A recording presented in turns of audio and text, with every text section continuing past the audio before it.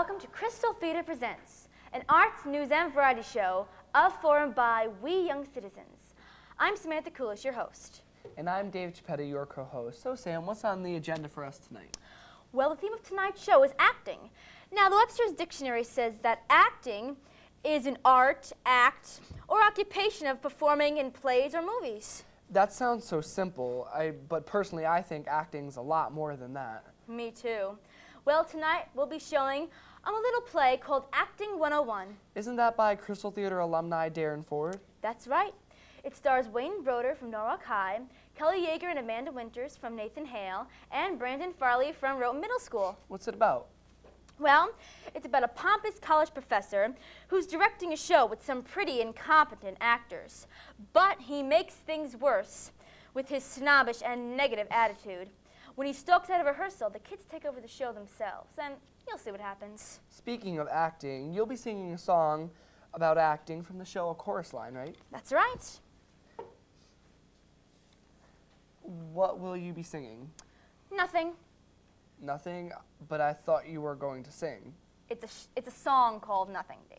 Gotcha. Yeah. And Sharifa King will be singing Everything. So you're singing Nothing and Sharifa's singing Everything. That's Isn't right. that a little unbalanced? It's just the way it is. But first, let's turn to the news. Crystal Theater's junior opera company has been on tour again.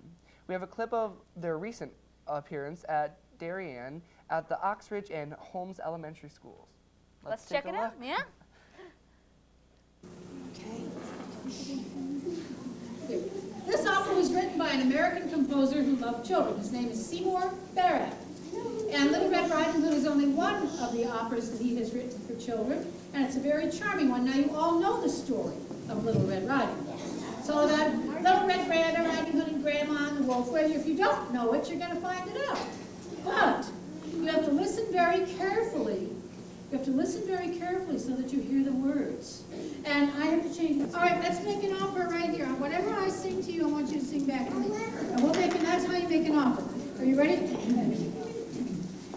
How are you?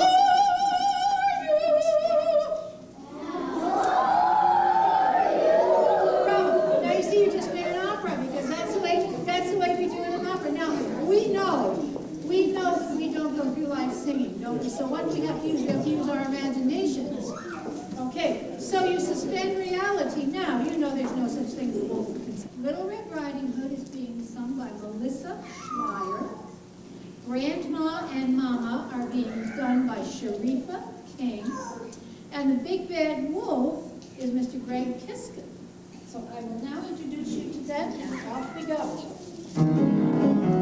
You remember the little boy who cried wolf? Well, I'm the wolf, ha ha ha! And you'd best keep out of sight because today, ho ho ho, I've a monstrous appetite. There are days I'd like to change my ways and show my true dimensions, but then I miss a meal and this puts an end to my good intentions. Ha ha ha ha ha ha! Do you remember the three little pigs? Well, I'm the wolf, ha ha ha! Not an ordinary, everyday wolf, but the original, Big Bad Wolf. Ha!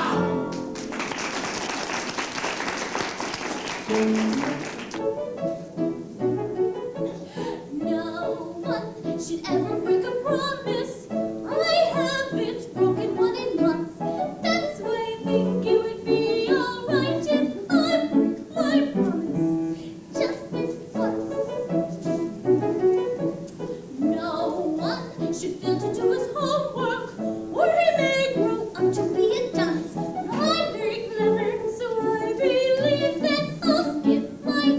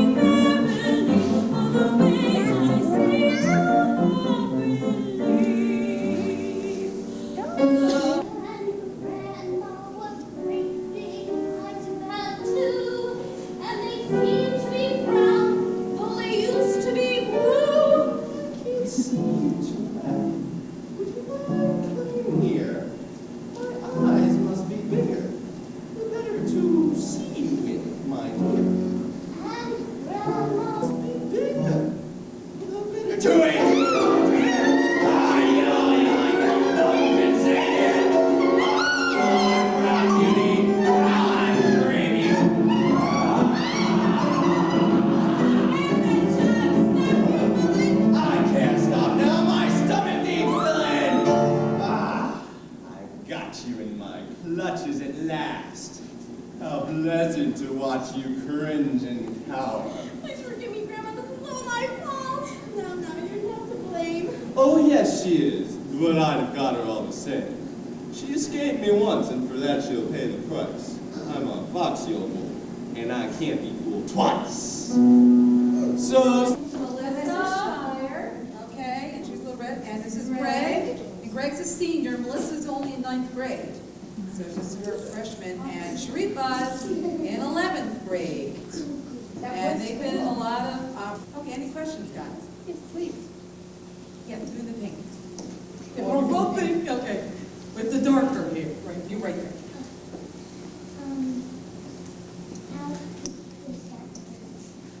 How do they start in the middle? You need to start. Okay. They've been in, actually, one of somebody keep asking. They have been in Crystal Theater, which is our children's theater school. So, and it goes from 2nd grade through high school. So they started, Sharifa started when she was really young. They all started young. And they've been in lots of plays and lots of musicals. And then as they got older, also all of them studied voice. Most of our programs are on Saturday, and we also have a Thursday after school, because we sometimes have difficulty finding spaces. So right now we have 5 shows going at once, different age groups. We have 2 versions of Rumpelstiltskin, which is 2nd through 5th grade. Then we have a 6th middle school group that's doing Perseus the Dragon Slayer, which is Greek gods and goddesses. And the high school group, which they're all in the high school group too. Okay, there's a high school play group, which is, there's a gentleman writing an original musical for them, a serious drama. And so that's going on, and then the opera company is doing I think we should mention that this is Kevin, he writes most of the shows. This one I did not write. This is Well, this is by my parents. Who'd you like the best, Wolf? Little Red? Little Red. Who's your favorite actor? Little Red Riding Hood. Who's your favorite? Little Red Riding Hood. Who's your favorite? The Wolf. The Wolf, yeah. He was cool. And here we are with Sharifa King, and she'll be singing for us tonight. And what will you be singing, Sharifa? I will be singing Everything. And I sang nothing. That's pretty funny. So we recently saw you in Little Red Riding Hood. Now, where did you perform that? Well, we performed that both at Oxridge Elementary School and Holmes Elementary School in Darien. And you played the grandmother, right? Yes, the grandmother and mother. I loved her. She was so cute. So, what classes are you taking in Crystal? Well, I'm now taking Without Passion or Prejudice. And what part are you? I'm Alexandria Chamberlain, the defense lawyer. Interesting. So how's Crystal? It's very good. We are doing very well. We're working on our songs. Sounds good. It is. Yes. Well, good luck, Sharifa.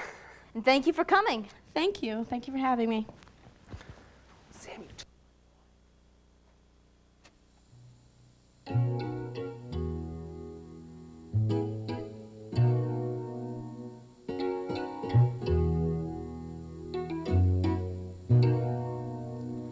I want to learn what life is for. I don't want much, I just want more. Ask what I want and I will sing. I want everything, everything. I'd cure the cold and the traffic jam. If there were floods, I'd give a damn. I'd never sleep, I'd only sing. Let me do everything, everything. I'd like to plan a city, play the cello, play it Monte Carlo, play Othello, move into the White House, painted yellow, speak Portuguese and Dutch, and if it's not too much, I'd like to have the perfect twin, one who'd go out as I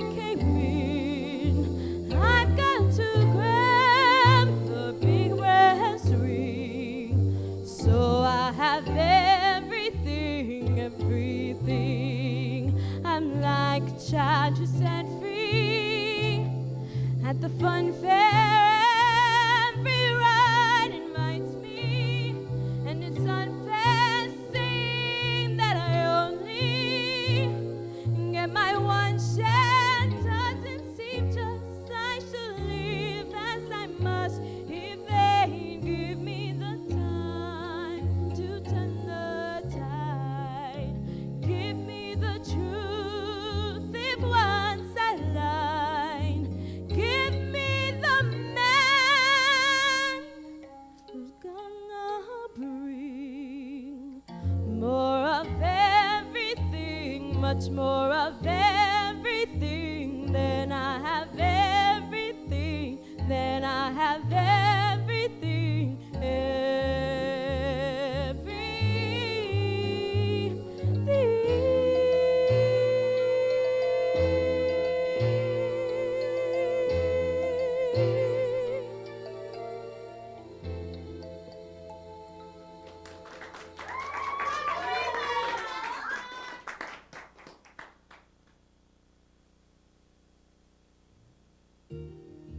I'm so excited because I'm going to go to the High School of Performing Arts.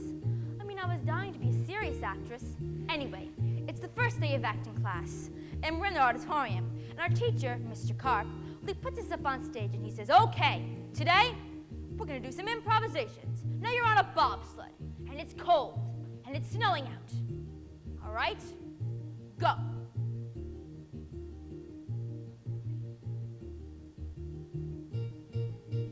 Every day for a week we would try to feel the motion down the hill. Every day for a week we would try to hear the wind rush, feel the chill. So I dug right down to the bottom of my soul to see what I had inside. Yes, I dug right down to the bottom of my soul, and I tried.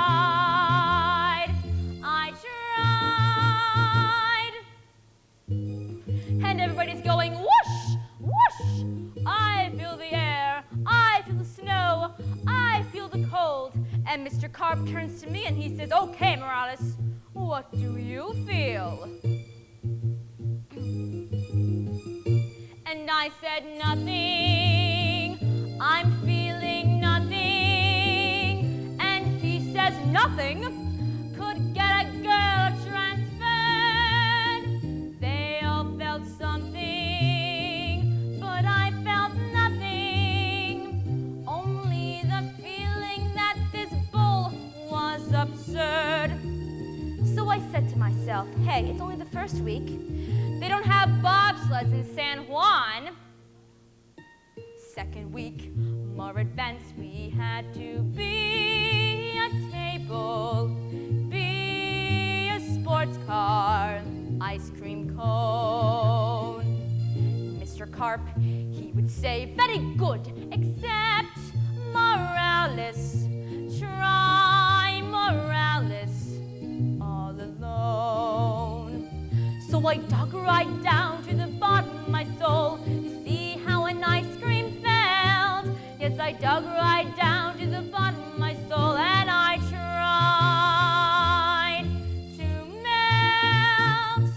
The kids yelled nothing, they called me nothing, and Karp allowed it, which really makes me burn. They were so helpful, they called me hopeless, until I really didn't know where else to turn.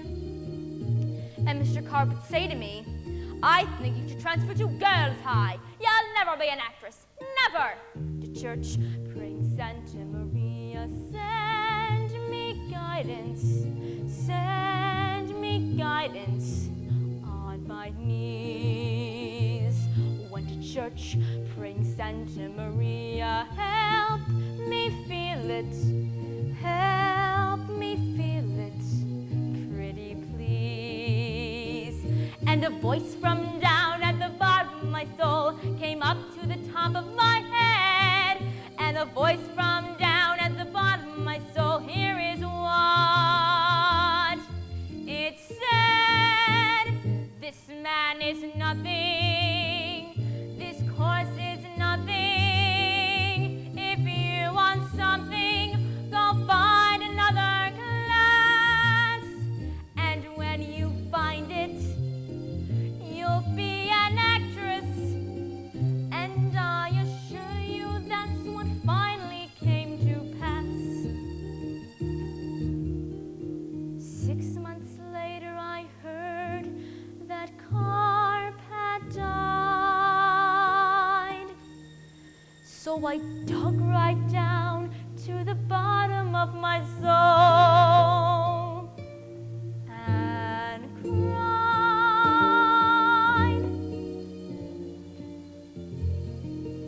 'cause I felt nothing.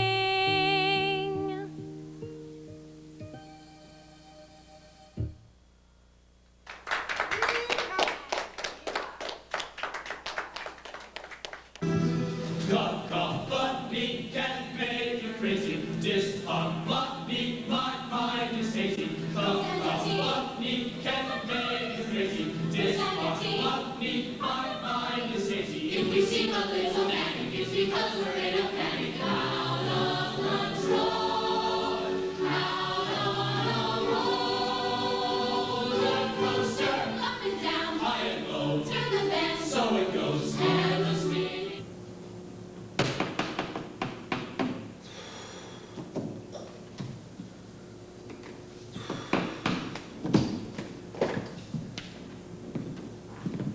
Excuse me, have you seen 3 kids around here? Didn't think so. We only have 2 more days of rehearsal left, and those 3 budding dropouts are already 15 minutes late. How do they expect to put on a performance with their attitude? Well, nice of you to be so prompt. I suppose you spent the last 15 minutes studiously learning your lines for a change. Huh? Your apathy toward arriving on time has cost you 15 minutes of valuable rehearsal time. Hey, I'm here early compared to the girls, so don't yell at me, yell at them. And I don't suppose you would know where they are, or if they're even going to grace us with their divine couldn't-be-bothered presence. Where are they? I haven't seen you. Wait a second. I have. Have what? Seen them. About 2 hours ago in town. But I haven't seen them since. Well, at least we can presume they're still alive. Let's get started then. We can at least work on your lines. How do you think they should be said? I've noticed in previous rehearsals that you've taken a, shall we say, less than enthusiastic approach to them. I think that since your character is playing an insane romantic, stalking his obsessive love object, that sullen and apathetic is not necessarily the best way to go. What do you think? Well, you see, I really can't get into the part. Maybe if I really liked what's her name, I could get into it. You know. Well, maybe I could have made it easier for you by rewriting the play so that your character is not in love with her, but rather despises her. Do you think you could get into the part if I were to do that for you? Yeah. See, that would make more sense than me killing her because I was in love with her. Yes, but as you fail to understand, this is the theater! And in the theater, logic has no place. That is why the playwright wrote it so meticulously the way he did. Another thing in the theater is that you may not be in love with the girl or wife or actor or actress that is playing your opposite or whatever. But unfortunately, you have to act. Acting is one of the little disagreeable problems we have in life. I've got a question for you. Why are you taking Acting 101 anyway? I'm so sorry we're late. Excuse me, but what time is this over today? Well, what time would you like it to be over today? I thought I might impose on your otherwise busy schedules and extend rehearsal by an hour today. if that fits in with your plans. I guess so. Seems our only hope. Thank you. Now, I was just explaining to our lone male cast member, we're going to have to look past the fact that some of you may not have burning emotions for your fellow thespians. I understand that we may have to look past some of the emotional barriers, but try and act the part as it was written. Well, it's kind of difficult to look past them when the supposed stalker has the emotions of a corpse and the acting ability of a stone. That makes a lot of sense to me.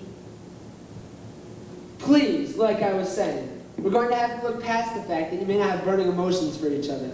I would like to start with the living room scene on page 14. I suppose I can assume you didn't know your lines since you didn't know them yesterday.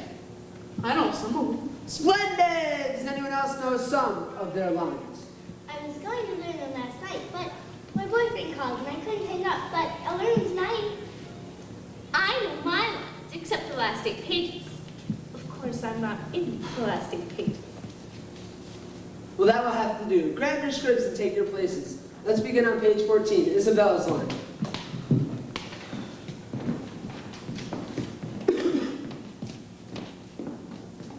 Mother, this is Mr. Langdon, my new vocal instructor. He is going to help me prepare for the performance next Saturday evening. He studied at the New England Conservatoire for 9 years and then began working at the Metropolitan. Very impressive, dear. I'm surprised I haven't heard your name before. Thank you, my dear. I must say that you have a wonderfully talented daughter. Her voice is of exceptional quality and tone. Well, you got most of the lines right. But I think the character of Langland should be played as if one can almost see that he has an ulterior motive. And Isabella, please try and believe you're in love with this man. Sure. Okay. Let's try it again from Isabella's line. Mother, this is Mr. Langdon, my new vocal instructor. He is going to help... Hold on a second.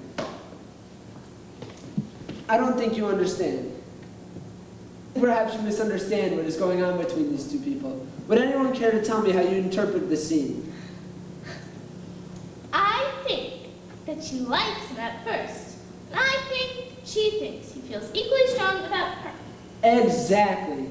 So you see, you cannot announce him as if he were Lucifer himself, but you have to be more enchanted by his romantic style. Mother, this is my new vocal instructor, Mr. Lennon. See? Yes. How should I read my lines? The way you said it will be just fine. Let's try it again from Isabella's line, and try and incorporate the ideas I've just given you into your dialogue. I think that... Is there something wrong? Yes. What? The whole entire thing. This entire scene is ridiculous because you haven't a clue how to perform these lines. This was a play that was supposed to have taken place 90 years ago, and you're treating it as if it were taking place in the cafeteria between some of your verbally dysfunctional friends.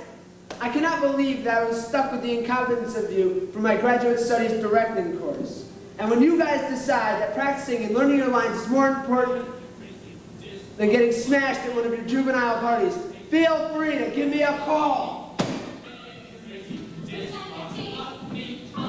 That is most unpleasant. It seems as if we're now without a director, and our grades in this class are dependent upon this performance. I think we should try to understand our parts, as far as the particular scene goes. I understand that this is not the most interesting play in the world, but unfortunately, we're stuck with it. I understand that to you, this course is only for passing the grade to keep you on the football team. And maybe you could care less, because your daddy's a millionaire, and he'll leave all his money to you someday. So passing this is not a concern for you. But for me, it's my one chance to prove to myself that I can overcome the fear of being in front of an audience. You see, it's a challenge for me not to give in to the weaknesses, one of them being the almighty director / grad student who thinks of us all as verbally dysfunctional morons. But I don't think we need him as much as he thinks. I think that if we work on some things to get us into our parts, we can pull this damn play off. Yeah, I guess a B would be better than a C-. So what do you think we should do? Remember Mr. Smith's improv class? We should try that to but I don't understand my part. Have you ever liked a girl and had to meet her parents? Yeah. Have you ever had to